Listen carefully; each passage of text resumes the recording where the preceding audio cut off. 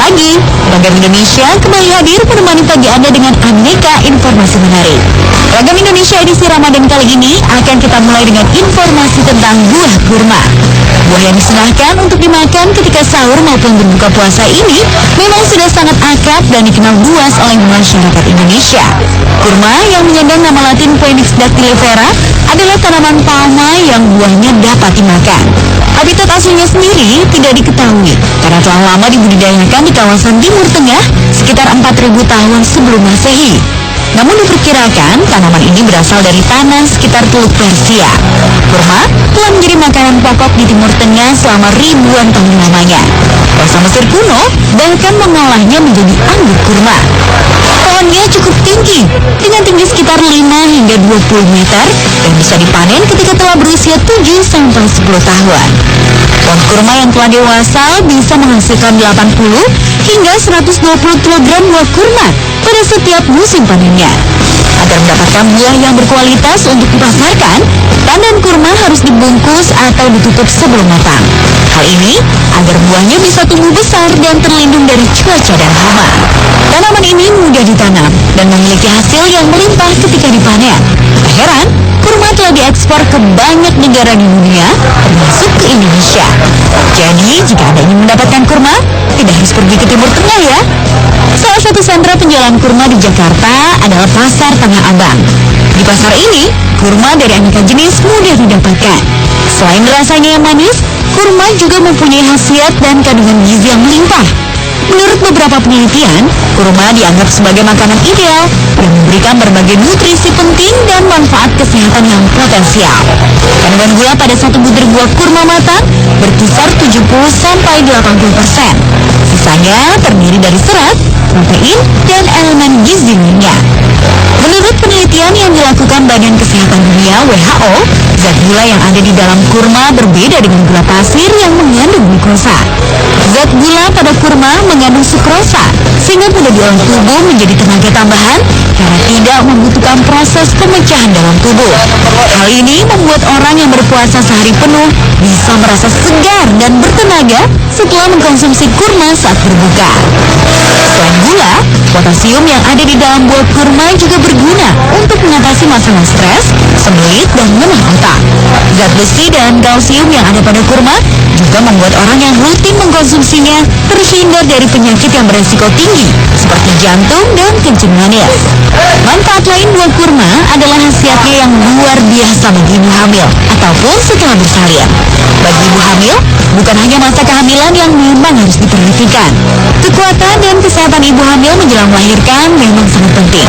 Karena tanpa tubuh yang sehat dan kuat, ibu hamil tidak akan mampu menjalani proses persalinan yang aman dan normal. Manfaat kurma yang paling signifikan adalah memberikan sang ibu kekuatan ketika proses persalinan. Kurma akan memberikan kemudahan dalam menjalani proses persalinan dan terhindar dari resiko pendarahan. Unsur zat besi dan kalsium yang terdapat di dalam buah kurma adalah unsur yang paling tinggi bagi pembentukan air susu ibu. Maka tak heran, sesuai dengan hadis Rasulullah, bagi ibu yang hamil dan makan kurma, berpotensi melahirkan anak-anak yang penyabar dan bersopan santun. Tak hanya bisa dimakan langsung, kurma kemudian banyak dijadikan olahan kuliner yang menggugah selera. Di antara olahan-olahan kurma tersebut, ada yang berbentuk padat ataupun cairan. Berikut beberapa olahan buah kurma yang saat ini sudah banyak dikonsumsi masyarakat.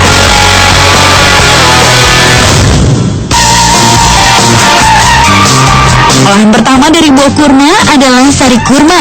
Sesuai namanya, olahan kurma yang satu ini memang diambil dari sari buah kurma. Biasanya, kurma-kurma yang akan diolah ini diimpor dari Arab. Buah kurma kemudian digiling menggunakan mesin untuk memisahkan antara kulit dan bijinya. Cairan sari kurma yang didapat kemudian dipanaskan dan diaduk dalam wajan berukuran besar selama 5 jam. Sari kurma yang telah matang kemudian dikemas dalam kemasan dengan ukuran tertentu untuk dipasarkan ke toko-toko ataupun ke pedagang eceran. Sari kurma ini juga bermanfaat untuk kesehatan. Di antaranya meningkatkan jumlah trombosit dalam tubuh, mengobati anemia, hingga mengatasi lesu dan letih. Selain itu, juga sangat efektif sebagai suplemen bagi Anda yang sedang dalam program diet.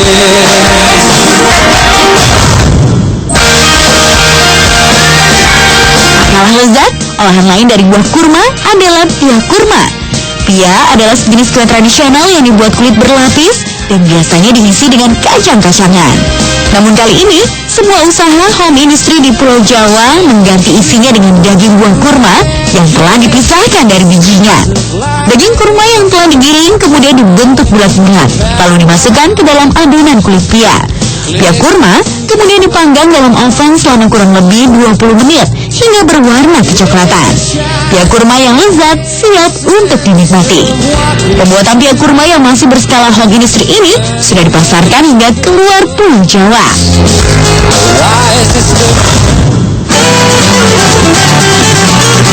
Tempat tinggal tentunya menjadi salah satu kebutuhan makhluk hidup manapun di muka bumi ini, termasuk hewan-hewan yang hidup di bawah air. Hewan-hewan laut unik ini memiliki tempat tinggal yang tak biasa, yaitu lubang-lubang di dasar laut. Ada apa saja? Berikut informasinya.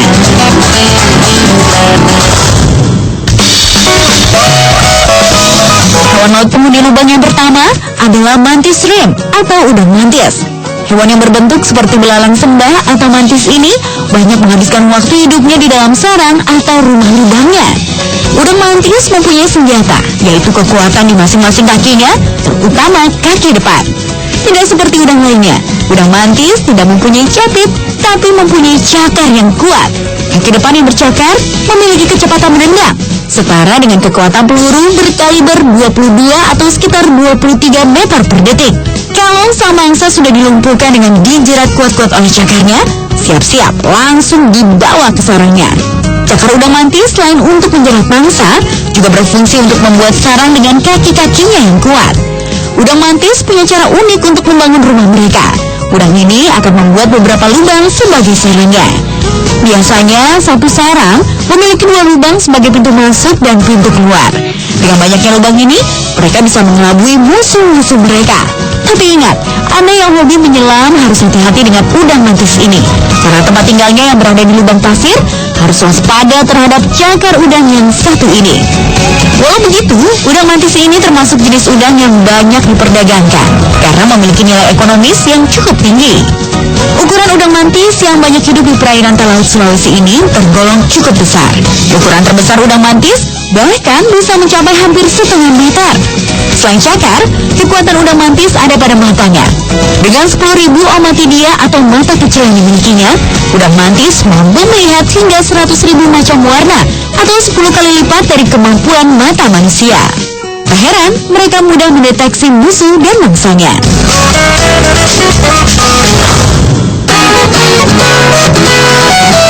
Hewan laut berikutnya yang tinggal di dalam lubang adalah spaghetti worm atau cacing spaghetti. Hewan ini adalah termasuk hewan invertebrata laut.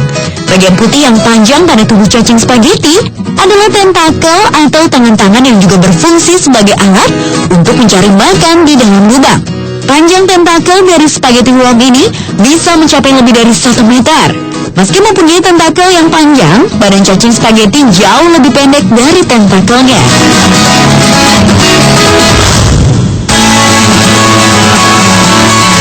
Si penghuni lubang lain di laut adalah ribbon eel atau belut pita. Panjang belut pita bisa mencapai 1 meter. Walaupun ukurannya cukup besar, belut pita termasuk jenis belut jinak dibanding belut laut. Tidak seperti belut air tawar yang biasa dikonsumsi. Belut pita mempunyai warna yang berbeda. Ada yang berwarna kuning, biru, dan hitam.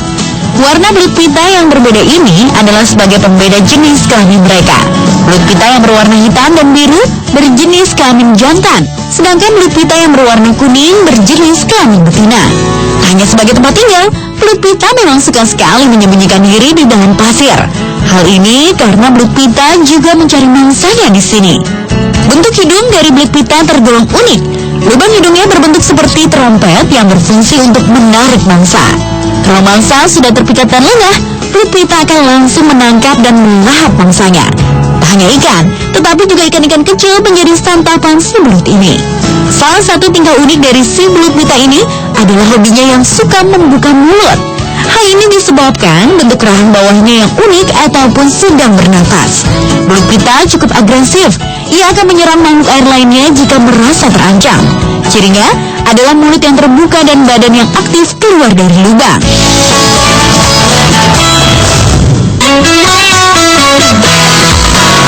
Hewan selanjutnya adalah garden eel atau belut taman. Garden eel termasuk hewan yang tinggal di dalam lubang. Uniknya, lubang tempat tinggalnya dibuat dengan ekor, tidak dengan mulutnya. Hewan yang satu ini suka sekali hidup berkelompok, menempati pasir yang cukup luas, dan termasuk hewan yang pemalu. Untuk mendapatkan makanan, garden eel tidak perlu bersusah payah untuk mencarinya. Karena makanan garden eel adalah udang kecil dan ikan-ikan kecil yang terbawa arus laut.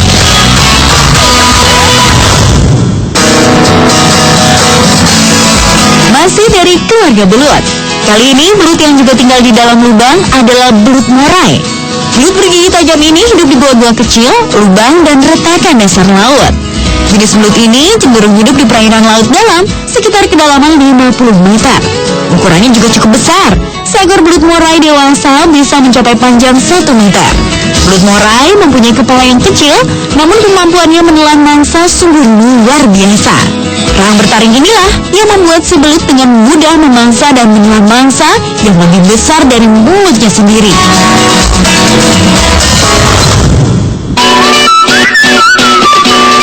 Hewan laut selanjutnya yang hidup di dalam lubang adalah simbiosis mutualisme antara udang pistol dengan ikan gobi. Kedua hewan ini memang saling mendapatkan keuntungan. Sang udang membangun dan memelihara sebuah lubang sebagai tempat tinggal mereka, dan si ikan gobi menawarkan perlindungan bagi udang dari predatornya. Hal ini membuat mereka selalu hidup berpasangan. Pada malam hari, ikan gobi dan udang pistol akan tinggal bersama di dalam lubang. Sedangkan pada siang hari, mereka mencari makan. Udang pistol akan keluar sendiri hanya saat hari sangat panas dan arus lemah. Ketika udang tersesat, maka ikan gobi akan mencari dan menyentuhkan badannya ke antena udang, kemudian menuntunnya kembali ke dalam lubang. Apabila telah kembali ke dalam lubang, ikan gobi akan selalu siaga di depan pintu masuk dan mengawasi kalau ada predator yang datang. Jika ada predator yang mendekat, gobi akan menggoyangkan ekornya untuk memberitahu si udang yang penglihatannya kurang baik. Lalu mereka mengusir predator bersama atau bersembunyi ke dalam lubang. Ikan gobi sering terlihat memakan pasir. Perilaku ini sebenarnya adalah perilaku ikan gobi yang hanya makan mikroorganisme yang tercampur di pasir untuk kemudian dibuang lewat insangnya. Dalam pembuatan rumah, ikan gobi dan udang pistol selalu bekerja sama. Hampir setiap saat si udang mendorong pasir dari dalam lubang, sementara ikan gobi menggali lubang untuk memperluas sarangnya. Penggalian lubang yang dilakukan ikan gobi adalah menggunakan mulutnya sambil makan. Sisa-sisa makanan yang tidak dimakan oleh ikan gobi akan dimakan sama si udang pistol.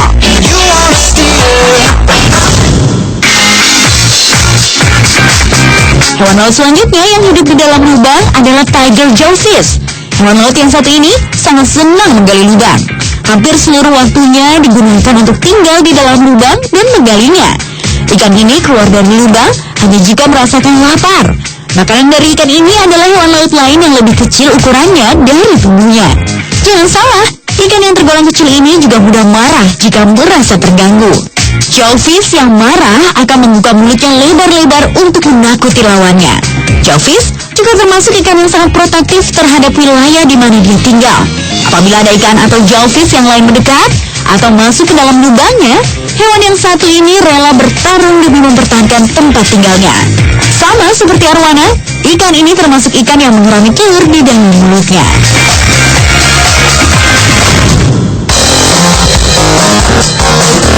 Sudah mempersiapkan makanan apa nih untuk berbuka puasa nanti?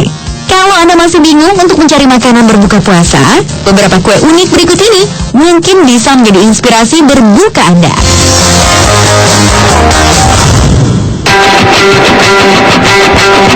Makanan yang pertama adalah batik kukus. Bukan kan batik yang dikukus ya sahabat ragam, melainkan bolu kukus yang diberikan corak di permukaannya yang menyerupai batik. Cara membuat batik kukus tidaklah sesulit yang dibayangkan. Masukkan semua bahan yang terdiri dari putih telur, gula pasir, kemudian tambahkan sedikit air, serbuk vanili, dan pengembang kue. Aduk dengan mixer dengan kecepatan tinggi supaya seluruh bahan merata. Setelah 15 menit, adonan yang sudah jadi akan mengembang. Baru setelah itu ditambahkan terigu dan susu bubuk. Mixer sekali lagi, dan jangan terlalu lama sampai tepung tercampur rata dengan adonan. Setelah tercampur rata, tambahkan mentega cair supaya kue lebih basah dan lembab dan mempunyai tekstur yang empuk dan enak. Supaya lebih cantik, adonan dipisahkan sedikit dan diberi warna. Setelah siap, adonan yang tidak berwarna diberi motif batiknya. Membuat motif pada batik kukus tidak harus punya keahlian membatik. Pertama-tama, membuat garis horizontal di seluruh permukaan adonan. Setelah itu, ciptakan motif batik dengan lidi. Gerakan teratur membentuk pola tertentu. Setelah jadi, adonan kemudian dikukus selama 10 menit. Keluarkan kue dari cetakan dan bagi menjadi 2. Bolu yang sudah jadi diberi olesan selai yang rasanya disesuaikan dengan warna motif batik. Kemudian, bolu digulung, lapisi dengan kemasan plastik dan dimasukkan ke dalam kemasan kotak. Pastikan batik kukus masuk dalam daftar pilihan menu buka puasa Anda ya.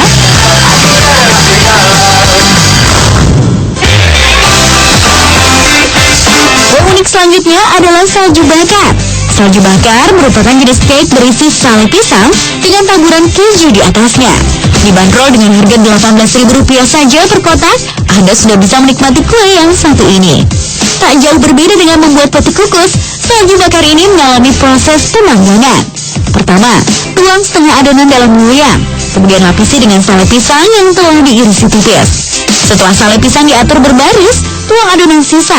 Kemudian adonan dipanggang di dalam oven dengan suhu 150 derajat selama 15 menit. Setelah dipotong, tuang susu kental manis dan parutan keju di atasnya. Cake salju bakar ini hanya mampu bertahan selama 3 hari karena tidak menggunakan bahan pengawet.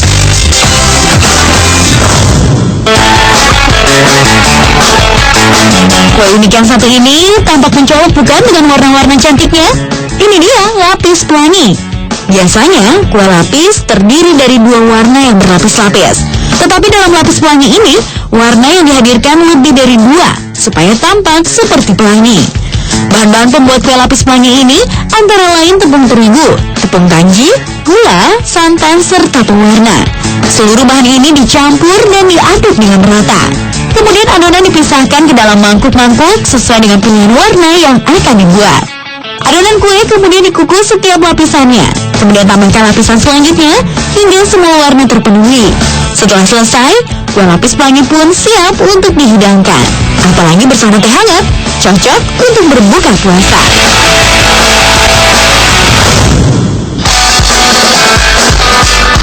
Jangan kemana-mana, ada satu sajian kue unik lagi yang layak Anda tunggu.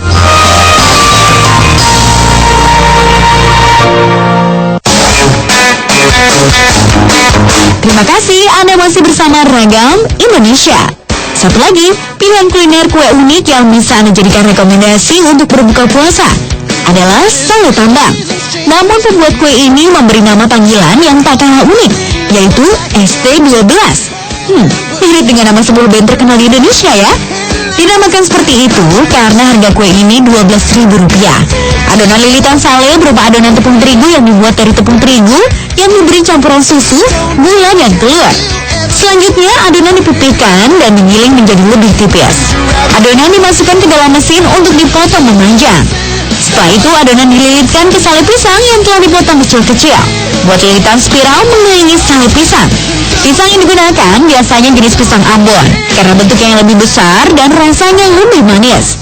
Setelah selesai dililit, sale pisang kemudian digoreng sampai kering hingga kuning kecoklatan. Kemudian dikemas ke dalam tabung plastik. Sale tambang siap dibawa pulang.